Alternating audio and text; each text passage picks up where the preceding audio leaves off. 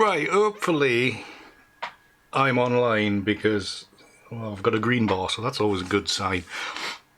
I decided to go back to the old YouTube setup from last week because last week was the first time I tried this new live studio thing, and it wasn't great.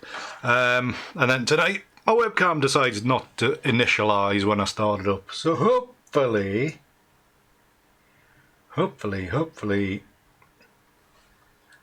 yay! At least somebody's out there. Thank you very much. I have no idea if anybody, apart from who's in chat, I haven't got an update of who's watching, who's not.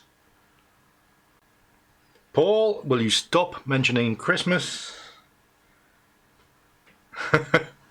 And God knows how many days till Brexit. Evening, t'other Paul. You are all well. Why is it not telling me how many people aren't watching? Oh, there we go. It's working now. I just had to move it. Right. After all that. Yes. Oh no, it's broken. Oh, balls. What? I am sick of this flaming machine. Or specific...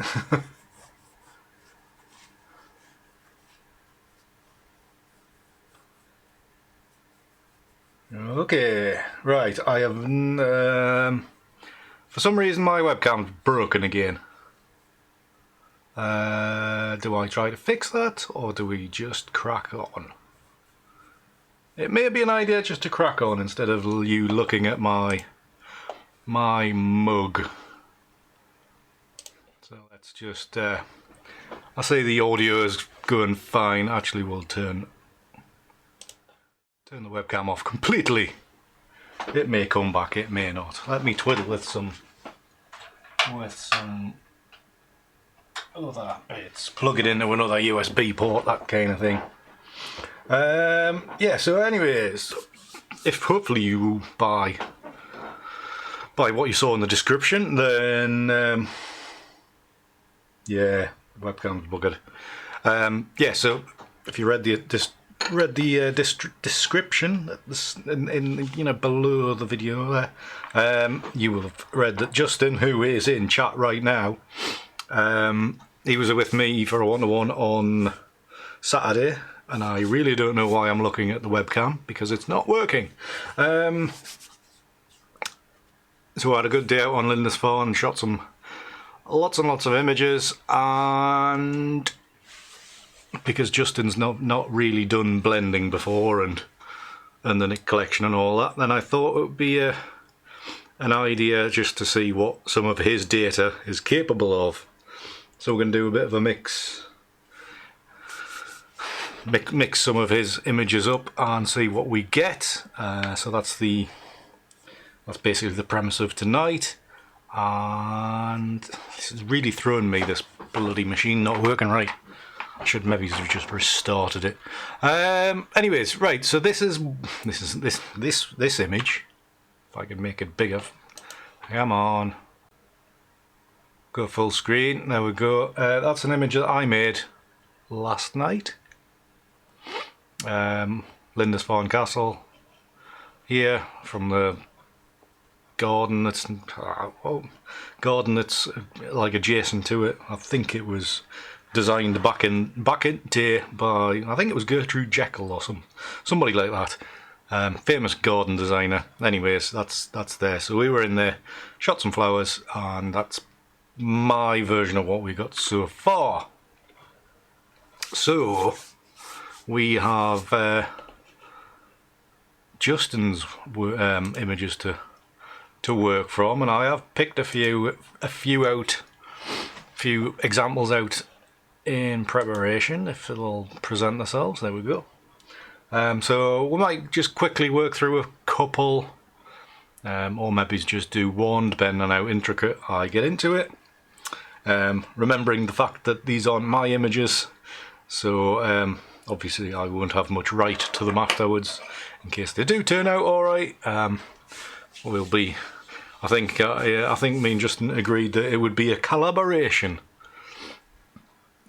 He shot the images, I'll do the editing. We might make millions.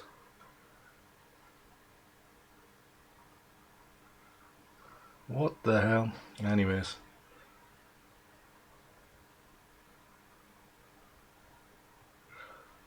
Should we just block him? Alright, images, anyway. So we've got, obviously, whatchamacallit castle. Lindisfarne castle. And there was some really nice data here. I shot a few as well that I was quite happy with. So some of these initial ones, quite ghostly. Just the impression of the... sure they are. The ghostly impression of the outline of the castle, and then we'll go a little bit further through. Some of these a little bit more structure. As you can see the fence line here. That's pretty much basically down to the D750 that Justin's got. It's got a little bit more resolution. It's a bit newer, so it's picking these things up. And then we can go from, so there's, you know, you can throw in a little bit more detail with that, whereas sometimes a lot of mine feel like they come across a bit plasticky, because there's, you know, it's not retaining a lot of texture with it being a low resolution sensor. There's like 12 megapixels of mine compared to Justin's 24 megapixels, so that's going to pick up a lot more. So there's some nice data here, some nice shots, all good stuff. And then again, the flowers in the garden with the castle in the background. That was a technique invented on the fly whilst we were over there. Just, you know, I had a rough idea.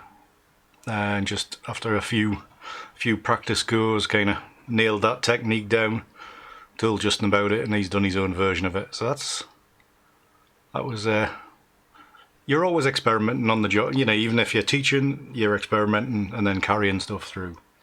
So that's all good.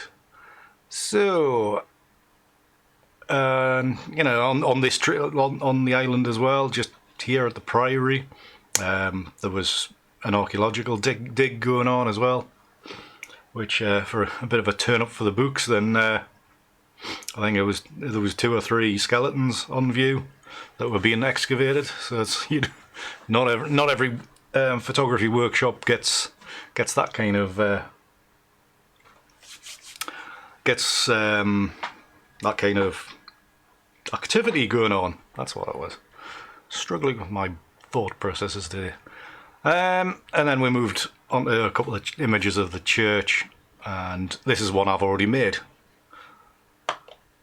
from Justin's as well. So just a little bit, a quick refinement. I think I only used the one capture as well.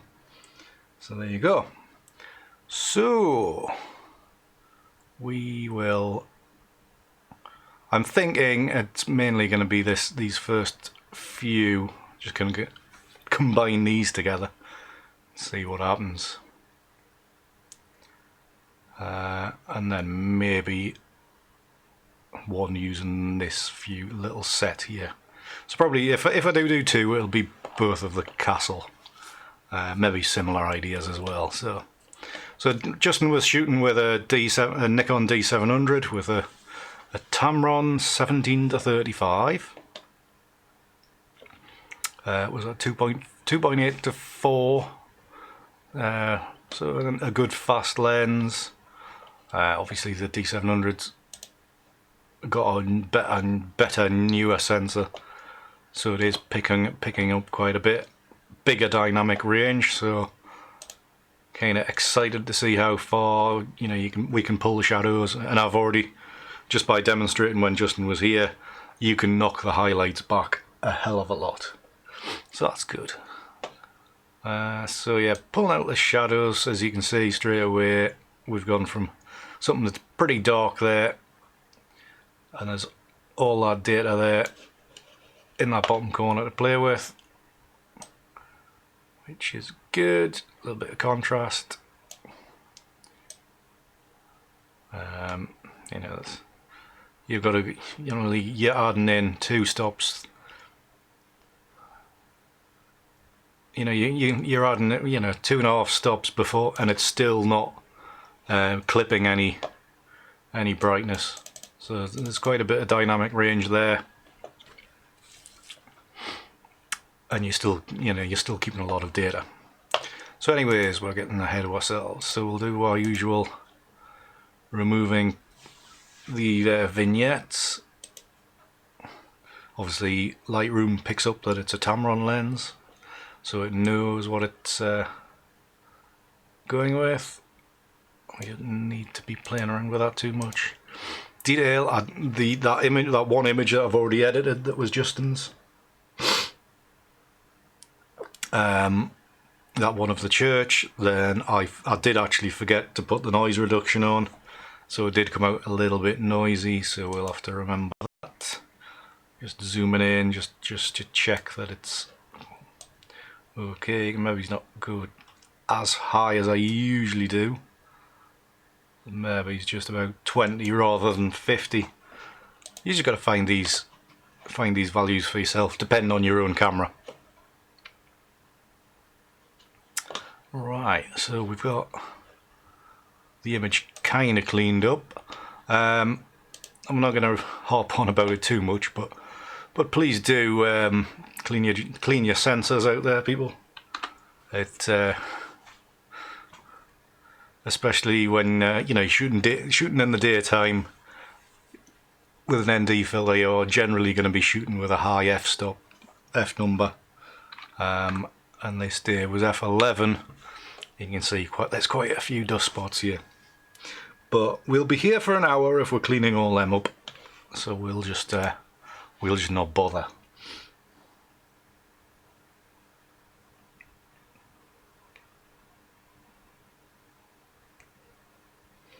Good stuff. Keep on, yeah, give it a go. Yeah, the Humber Bridge should be a good subject. Good strong lines. Work with that. Right. So we got this stage. I am looking to.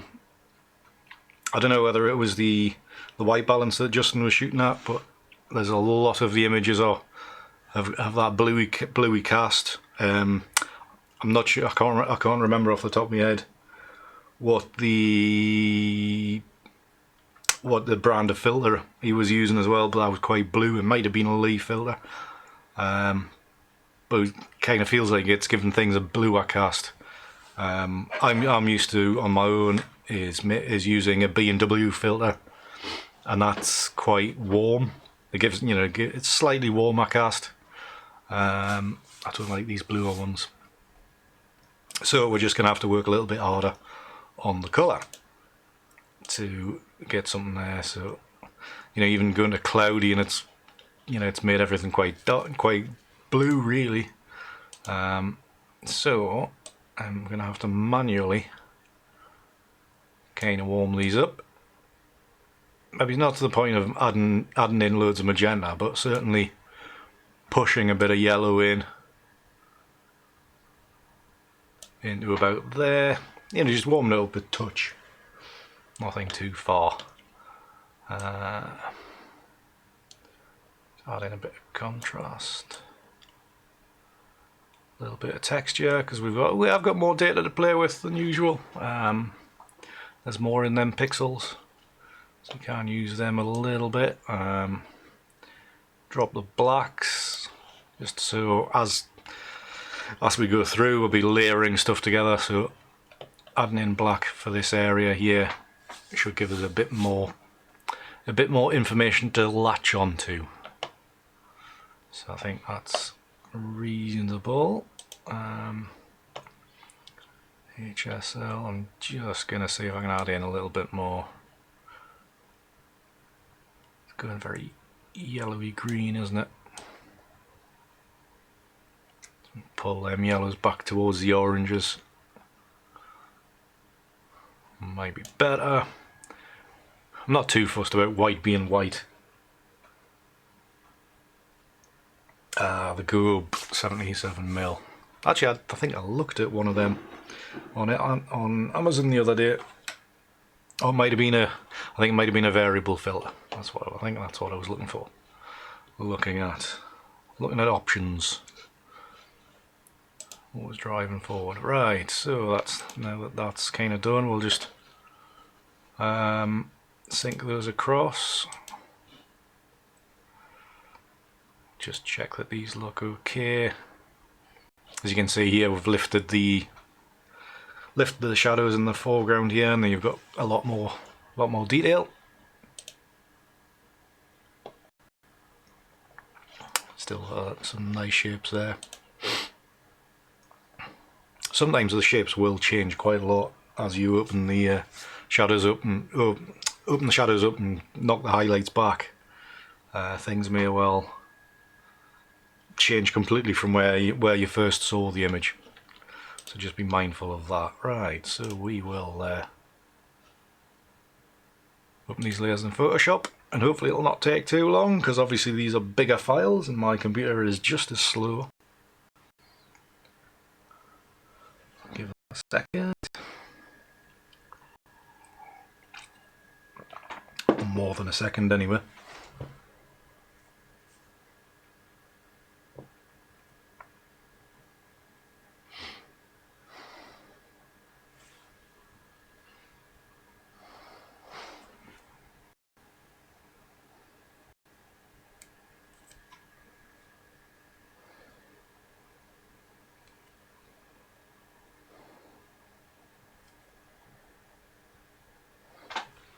And whilst there's a bit of dead space, and while we're waiting for this, just to let you know that there'll be no live stream next week, as I'm doing a camera club talk next Tuesday night. So I will put things out on social media and stuff, so you know, so you can keep a tab on that. But there'll be no live stream next week, so you'll just have to watch Bake Off or whatever without me, or even worse, EastEnders. Right, let us combine and play. So, just using obviously the blend modes with all the layers selected. Just seeing what we're going to get. Obviously, more apparent dust spots, depending on your blend mode that you're going to use. They will be there a lot more, but we're not really too bothered about tonight. Just it's more about the idea of getting something out there. Lighting here, so you've got some interesting flecks here on the left hand side. They could add something to an image. So just looking like this, is just looking for ideas. See what possibilities are out there.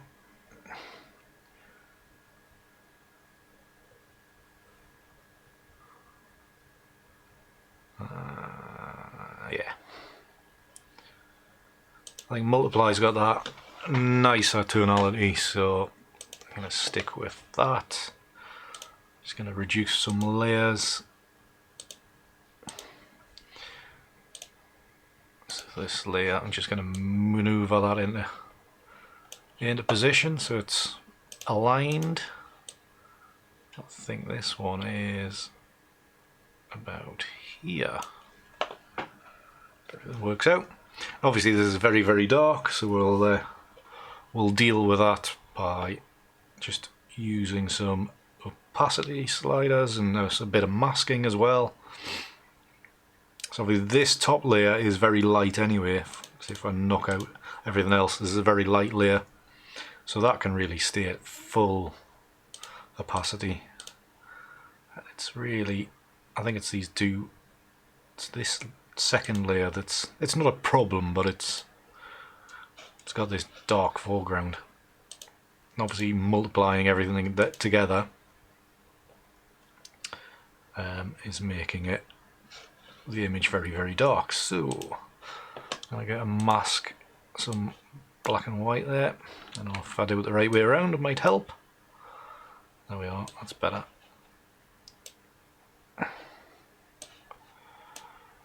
Just lighten that side up. Mask here as well. That's probably a bit strong. We can be a bit weaker. Just scale out and, you know, drag that gradient right far out. Then you see you're retaining some of this texture in the foreground.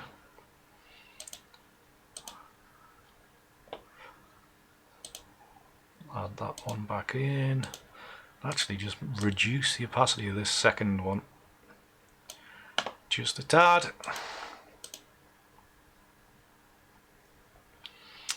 Right, we are probably getting something a little bit closer to where we're at. Add in a tone curve just to accentuate a few features.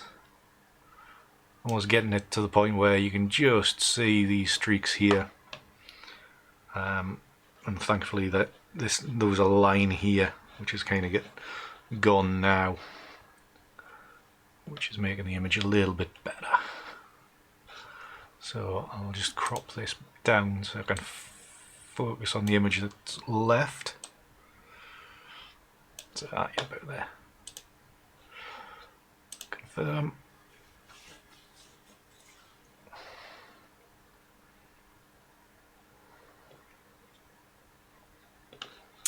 Right, I'm actually got another curves adjustment, and I am only going to apply this to the sky area.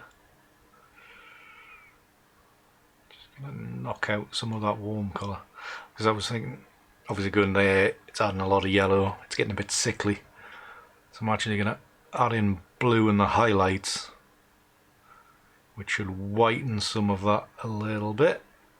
Hopefully it hasn't added too much red in there.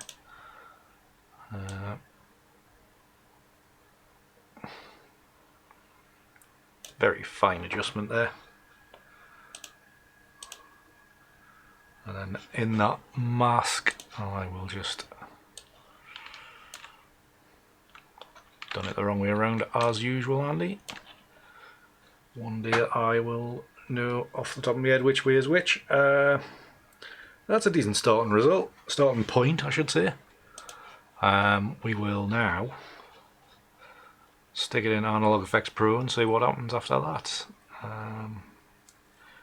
Just looking at it, just making sure everything's usable. I should be. That'll do. Obviously we've got dust spots there, and we don't particularly want them there, but if there's anything reasonable at the end, you know, you can spend that extra time at the end cleaning them up. Had that just been 5 or 6, I would have done it, but not 50 or 60. So, shouldn't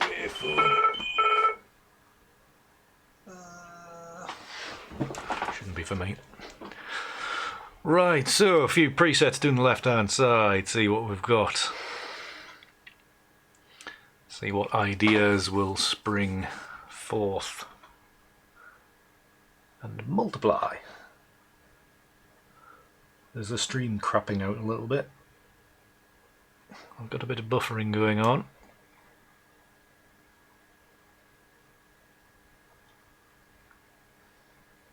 I'm going out, it's alright. Anywho. Thanks for it.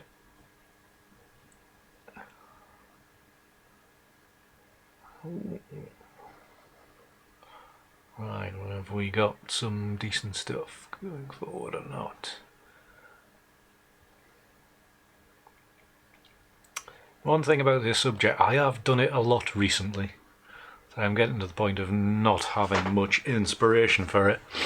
And it's a fairly simple shape, so there's at times there's not much you can do with it.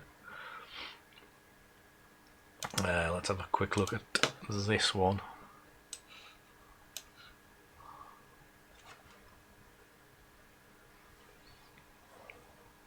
stream's okay. Great, thank you.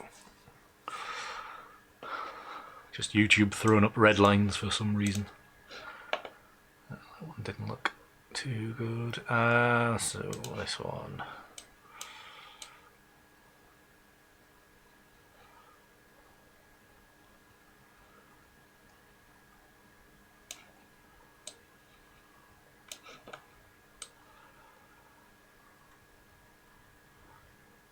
Obviously, with the you know, the green, the very soft edge of the sea and the horizon, there's no really strong line to work with. So I was thinking of just putting that line actually on the horizon to see what it's doing.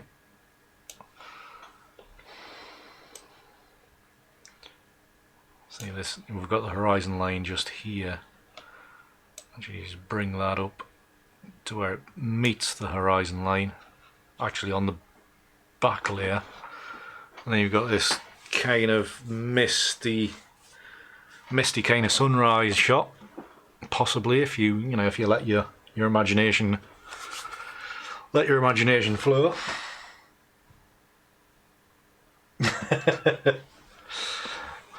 It's a great username, Ian.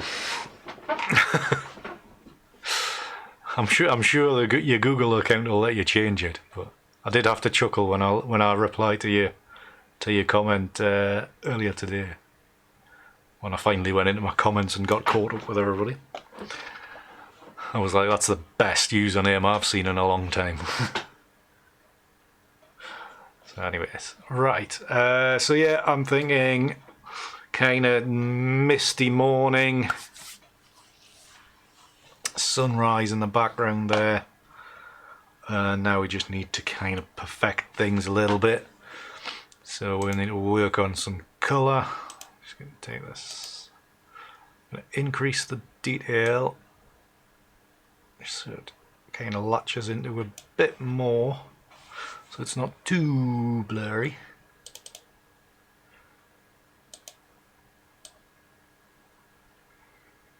Something like that.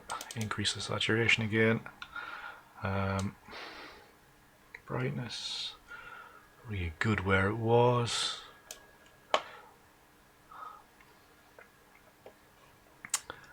And actually I need to add in levels and curves.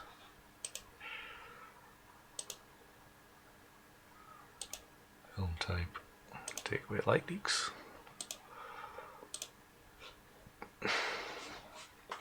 That was a little sneak view of how these presets are made. Right, film type, I'll just knock that off because I don't really need it. Levels and curves, activate that. Just a little bit more granular control. There we are, just adding in a little bit more brightness into that sky there.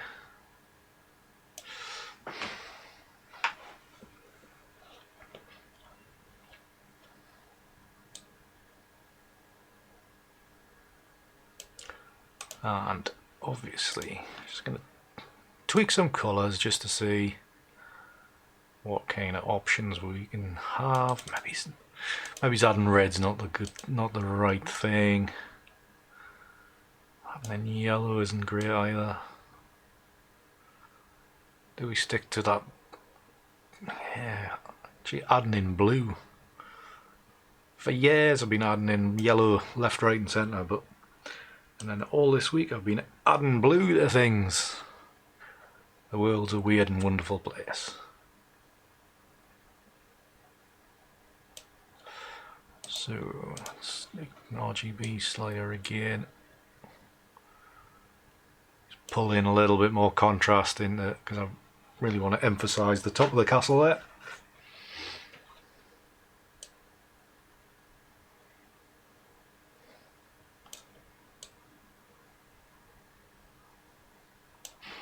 A bit more light to make it look like that sun. I think we are there. that starting point to there. Obviously darker clouds above the sunrise, that looks okay. I think we'll just pop this back into Photoshop, and then I think maybe into Viveza and just tweak a few things that we need to.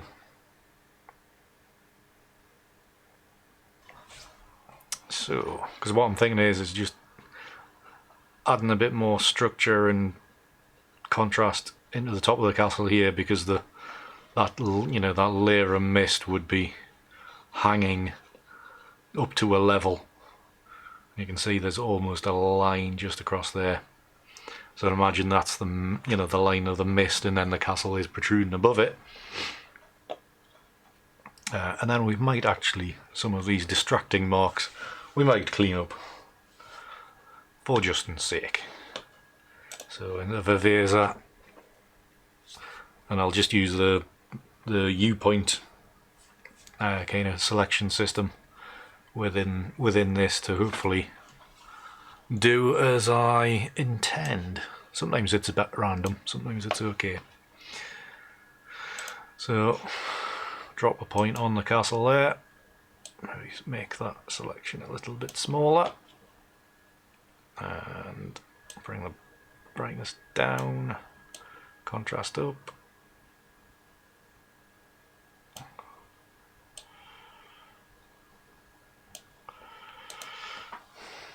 Doesn't look better than what it was before. A little bit. Losing a little bit of that mist there. So we just need to put another control point there, and it will come back. So now as we hover over, it is just the top of the castle there that's much better. So that's good. Now in Viveza, I find that the hue slider, this one here, is quite powerful. So I'm just going to have a little play with that, just to see what kind of general effects we get. Just to see if my initial colour selection was kind of right or wrong, or too much one way, too much the other. I can take colour out, put colour in, take colour out on the reds, greens and blues, obviously. Obviously it's quite tricky with the light. Actually, I don't know why they've got the light still on, because you can't see me anyway. I may be able to see the screen better. I'll not come back. Right, studio lights off, and I can see even more dust spots now. Justin, clean your damn sensor. Right, I'm just going to make this selection a little bit smaller. About there. And actually duplicate as well. Just so there's another one right on, so that the castle is pretty much all enclosed. So we've got to there, colour adjustments, green. Adding that green in is probably better.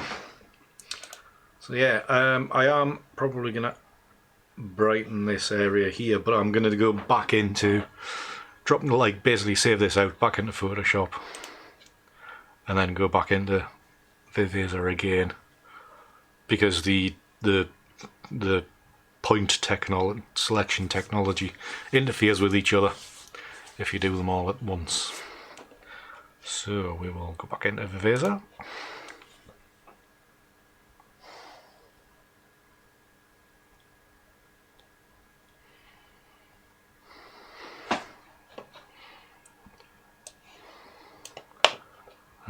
Add in a selection point there, make it big and fat, increase brightness a lot, increase contrast a little bit, sit back and look at it. What was it like before? Certainly brighter. And I mean, in this you can be adding in different colours to represent that sunlight. you go slightly warmer, and there you go. Obviously we do have quite a bit of a brown, browny tinge to the entire image, no matter even though I was trying to get away from it. But we are. So yeah, that's added in a bit of brightness there.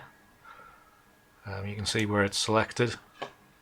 That's basically the selection that is made. So hopefully it's kind of naturally spreading out throughout the sky. Obviously stopping at the horizon line, and obviously not interfering with the castle as well. It's only affecting that bright sky area. So yeah, you go, something like that. I'm reasonably happy with that now. Apply that.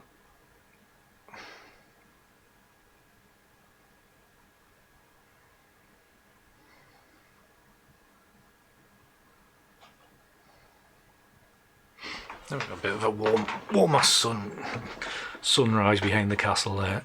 Let's do some basic dust spot correction. Just get the big fat selection tool. Very rough. Get some of these worse ones that are distracting in the main body of the image.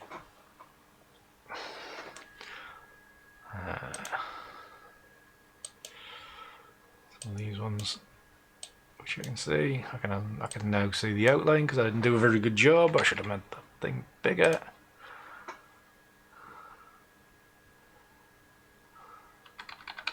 We'll be selecting more now. The other thing about dust spotting in Photoshop is it's generally faster. There's a hair in there, Justin. Watch that one as well. Obviously we've got these horrible bits up here that are very apparent now that we've darkened things down. And that was a mark on my screen, not on the image. I did think that as I clicked the mouse. So yeah, there's a few more out of there now. A little bit better.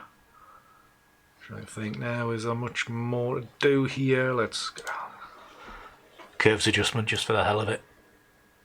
Brighten that up. They want to retain that mist kind of feel, so that's probably okay.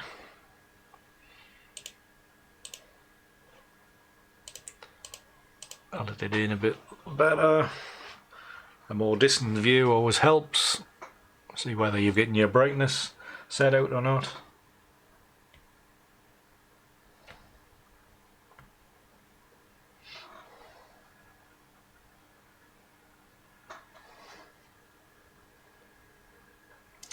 I made all those imported presets, and they are available to buy, should you so wish, Ian.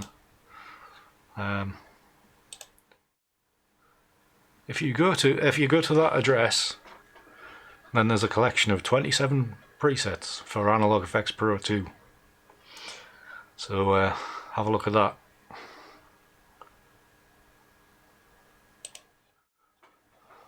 There you go. A not very subtle plug. Right, so yeah, I think that's gonna do. I think we will just save this out, and then we'll do a bit of a crop, see what happens, see what we get.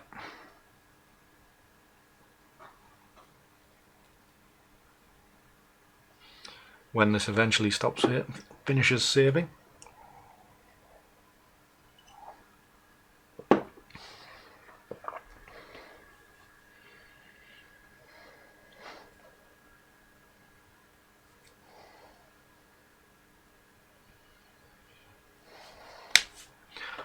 Oh, come on. These big files. I'm used to 12 megapixel files.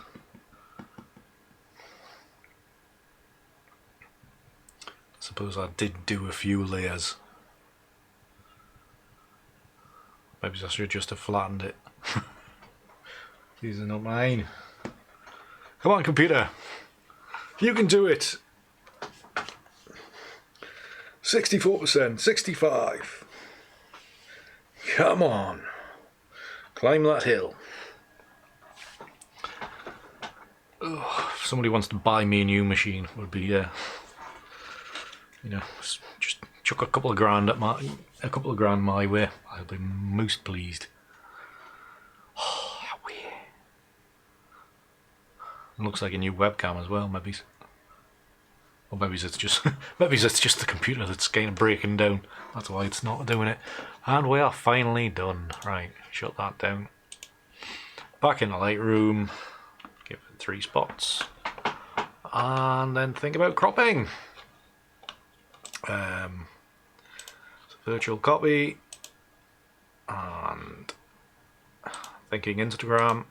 So Instagram's generally square or 4x5. Portrait mode is usually a good one as well for Instagram, so yes. One crop for Instagram. Let's try another one. Let's try that 4x5 crop. Here we go. 4x5. Turn it around. Put the castle on the top, you know, the top of the castle there on the left hand third. Stick by the rules of thirds and stuff like that. You've got them couple of streaks just coming out the side. All quite nice. You've got the effect of the sunrise.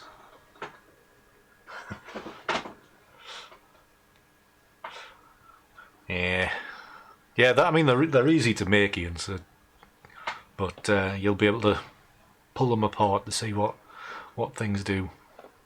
So right, a normal crop, and we will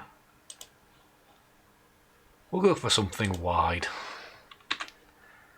A good old 9x5. I do like a 9x5. There we go. We've got the castle on that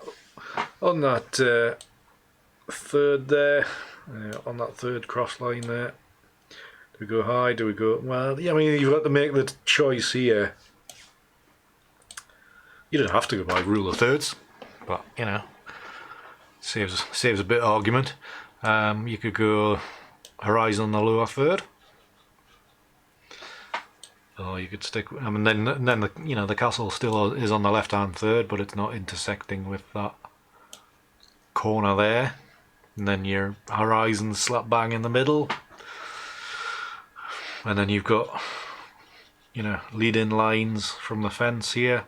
You can just see a hint of, or do you know, just have a hint of them just there, and then go bottom left. You know, like the horizon on the bottom. I think that's maybe better. It's maybe slightly off. Your not spacing. Your gap on the left hand side's a bit. Shut up, Alexa. Yeah, so horizon on the third, and just come in a little bit on the left. That feels a little bit more balanced. Paul, you might have to have words with Justin about that one. We'll call it a collaboration. Or if he wants to send us the files with the dust spots already removed, then he's welcome to. Just a little joke there, Justin. Clean your damn sensor. Right. So I think that's our image for tonight. I'm reasonably happy. I'm not sure if Justin's still watching. See what he thinks of it. Seeing it is his image. There's a couple. I mean, there was a couple of others there in his images I would like to have had a go with, and I might yet, but not tonight. I think I've got my own images to work on in the next few days. Hi, Diane. Just made it, and we're just about to finish. So you'll have to check up on the catch up. So good stuff, Justin. Thank you very much for your image, by the way. Thank you very much for coming out with me on Saturday, and thank you very much for the present that he gave us as well. Clients that come along and bring me presents as well, they can come a lot more often. So yeah. So as the webcam's bust, and there's no point switching to my face because it'll not work. So just remember that there will be no live stream next Tuesday. But if you are in Northumberland, I think anybody can go along, especially in the top end of Northumberland. I am doing a talk at Berwick Camera Club, so search them out on the internet and all that kind of thing for details of that. So yeah, so we'll see you in a fortnight for more editing. Oh, you can get rid of the blue tinge, Justin. Don't worry about that. You just got to play with curves until it drives you insane. Right. Thank you very much for watching, everybody. Hopefully in 2 weeks' time, then things might be working right. Might have a webcam that works. You never know. Not that you really want to see my face anyway. But until then, keep hard. See ya.